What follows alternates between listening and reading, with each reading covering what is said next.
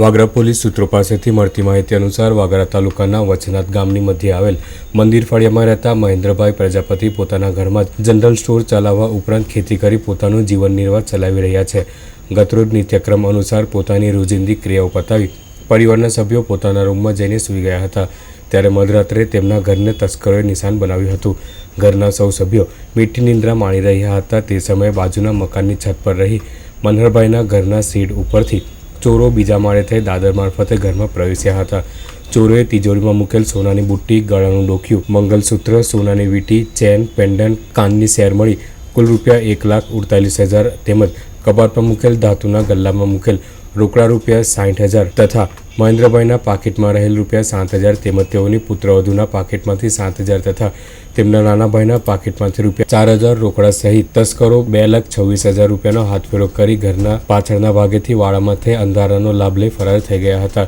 અત્રે ઉલ્લેખનીય છે કે પતરાની પેટીમાં રહેલ સોના ચાંદીના દાગીના ભરેલ પેટી ઉઠાવીને પાછળના ભાગેથી ભાગી ગયેલા ચોરો ગામમાંથી દૂર સીમમાં પેટીને લઈ જઈ કોદાળી વડે તોડીને દાગીના સહિત રોકડ રકમ લઈ અંધારામાં રફુચક્કર થઈ ગયા હતા. ચોરોએ ખૂંટી પર લટકાવેલા કપડામાં રહેલ પૈસા પણ કાઢી લીધા હતા. ઘરના સદસ્યો વહેલી સવારે ઉઠતા તેઓની નજર ઘરમાં વેરવિખેર સામાન પર પડતા કંઈક અજુગતું બન્યાનું જણાતા પરિવારના તમામ સભ્યોને જગાડી દીધા હતા. બનાવની જાણ વાગરા પોલીસને કરવામાં આવતા police sub inspector S.N. Desai તેમનો કાફલો લઈ વચનાથ ગામે દોડી ગયા હતા. ચોરોનું પગેરું શોધવા FSLની મદદ લેવામાં આવી હતી. જે રીતે ચોરીને અંજામ આપ્યો છે તે જોતા એટલું અનુમાન ચોક્કસ લગાવી શકાય કે ચોરો ઘરના પરિવાર તેમજ ઘરની રજેરજની માહિતીથી સુપેરે વાકેફ હતા.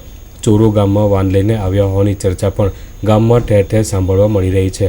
વાગરા પોલીસે ચોરીનો ગુનો નોંધી તપાસના ચક્રો ગતિમાન કર્યા છે. આગળના ભાગે અગાસીમાંથી એ લોકો ઉપર ઘૂસી આવ્યા અને અંદર જે અમારો કિંમતી સામાન હતો બધું સોના ચાંદીના દાગીના બધું લઈ ગયા છે. કશું ઘરમાં છે નહીં અને 70-80 હજાર રૂપિયા રોકડ કેશ હતી તે પણ લઈને જતા રહ્યા છે. અને પાછળના ભાગેથી જતા રહ્યા ને આગળના ભાગેથી આવ્યા ને પાછળના ભાગેથી જતા રહ્યા. વાગરા તાલુકાના વચનાથ ગામે મનહરભાઈ પ્રજાપતિના ઘરે મધરાતે કરપોળ ચોરી થયેલી છે.